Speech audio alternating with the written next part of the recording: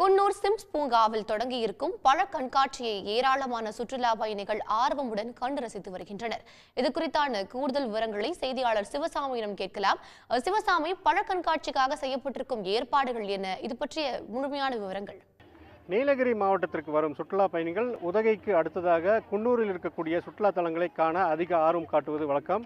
குறிப்பாக இங்கு இருக்கக்கூடிய குன்னூர் சிம்ஸ் பூங்கா என்பது மிகவும் பிரசித்தி பெற்ற ஒரு பூங்காவாகும். இந்த பூங்காவிற்கு ஆண்டிற்கு 6 லட்சம் சுற்றுலா பயணிகள் வந்து செல்லும் நிலையில் தற்போது கோடை சீசன் என்பதனால் தினந்தோறும் ஆயிரக்கணக்கான சுற்றுலா பயணிகள் வந்த வண்ணமாக இருந்தனர்.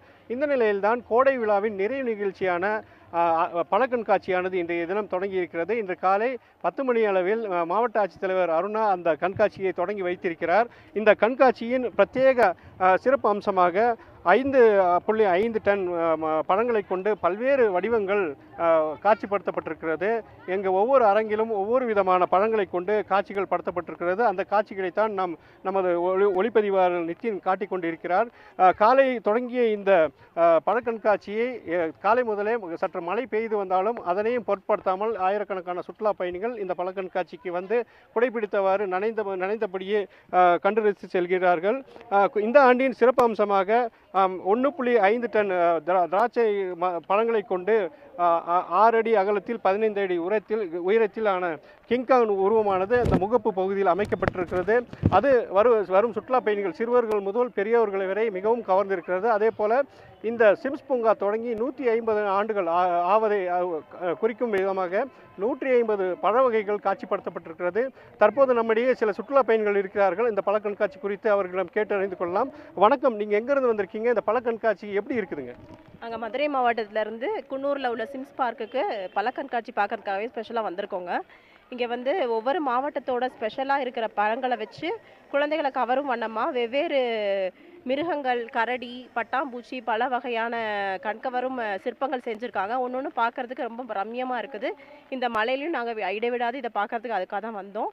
ராட்சச கரடி கிங்காங் மாதிரி ஒரு பொம்மை பண்ணியிருக்காங்க. அது ரொம்ப ரொம்ப நல்லா இருக்குது பார்க்கறதுக்கு. எல்லாரும் வந்து பார்த்தீங்கன்னா டிசப்பாயிண்ட் ஆக மாட்டீங்க, அவ்வளோ அழகாக இருக்குது. தேங்க்யூ. அதாவது நீலகிரி மாவட்டத்திற்கு இன்றைய தினம் மிதமான மழை பெய்யும் என வானிலை எச்சரிக்கை அறிவித்திருந்த நிலையில் தற்போது மழை பெய்தாலும் அதனையும் பொருட்படுத்தாமல் ஏராளமான சுற்றுலா பயணிகள் இந்த பழ கண்காட்சியை கண்டு வருகிறார்கள். மேலும் ஒரு சுற்றுலா பயணி நம்மிடையே இருக்கிறார், அவரிடம் கேட்டு தெரிந்து கொள்ளலாம். வணக்கம், நீங்கள் எங்கேருந்து வரீங்க? எப்படி இருக்குதுங்க? சார், நாங்கள் மதுரை மாவட்டத்திலேருந்து வர்றோம். இந்த நீங்கள் சொன்ன மாதிரி இந்த விடாத மடையிலையும் கூட நாங்கள் வந்து இந்த மாதிரி பழ கண்காட்சி பார்க்குறதுக்கு எங்களுக்கு ஒரு புதுவிதமான அனுபவமாக இருக்குது. மலர் கண்காட்சி பார்த்துருப்போம் நம்ம நிறைய. இந்த மாதிரி பல கண்காட்சி பார்க்குறது இதுதான் நாங்கள் ஃபஸ்ட் டைம். அதனால் ஒவ்வொரு சிறப்பமும் ஒவ்வொரு மாவட்டத்தில் இருக்கவங்களும் சிறப்பாக பண்ணியிருக்காங்க. ரொம்ப நல்லா இருக்குங்க பார்க்குறதுக்கு. நன்றி. ஒவ்வொரு ஆண்டும், இதாவது இந்த 64வது ஆண்டாக இந்த பழ கண்காட்சியானது நடைபெற்று வருகிறது. 3 நாட்கள் இந்த பழ கண்காட்சி நடைபெறும் நிலையில் கோவை, நீலகிரி, கரூர், தஞ்சாவூர் உள்ளிட்ட பல்வேறு மாவட்டங்களை சார்ந்த தோட்டக்கலைத்துறை சார்பாகவும் 10 அரங்குகள் அமைக்கப்பட்டு பல்வேறு பழங்களை கொண்டு காட்சிகளானது வடிவங்கள் அமைக்கப்பட்டு காட்சிப்படுத்தப்பட்டிருக்கிறது. மேலும் ஒரு சுற்றுலா பயணி நம்மிடையே இருக்கிறார், அவரிடம் கேட்டு தெரிந்து கொள்ளலாம்.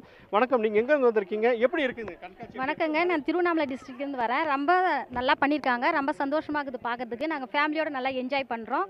ஒவ்வொரு வருஷமும் நாங்கள் வருவோம், ஆனால் இந்த வருஷம் ரொம்ப சிறப்பாக பண்ணியிருக்காங்க. ஒவ்வொரு டிஸ்ட்ரிக்ட்ல இருந்தும் டிஃப்ரெண்ட்டான வெரைட்டியான ஃப்ரூட்ஸ் வச்சு பண்ணியிருக்காங்க. தோட்டக்கலைத்துறை மற்றும் மலைப்பயிர்கள் துறை அனைவருக்கும் நன்றி தெரிவித்துக் கொள்கிறோம். மற்றும் ஃபேமிலியோட நாங்கள் ரொம்ப என்ஜாய் பண்ணுறோம். கிளைமேட்டும் ரொம்ப நல்லா இருக்குங்க. நன்றி.